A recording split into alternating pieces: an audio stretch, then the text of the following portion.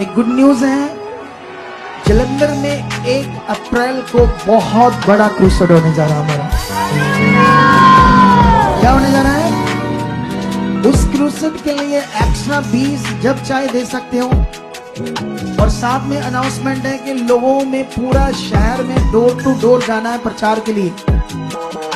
जो बच्चे लोग सेवा करना चाहते हैं, अपनी गाड़ियां, पैसे, चीजें या खुद आकर वहां डोर टू डोर सेवा करना चाहते हैं, ये भी वचन है आज तुम्हारे लिए।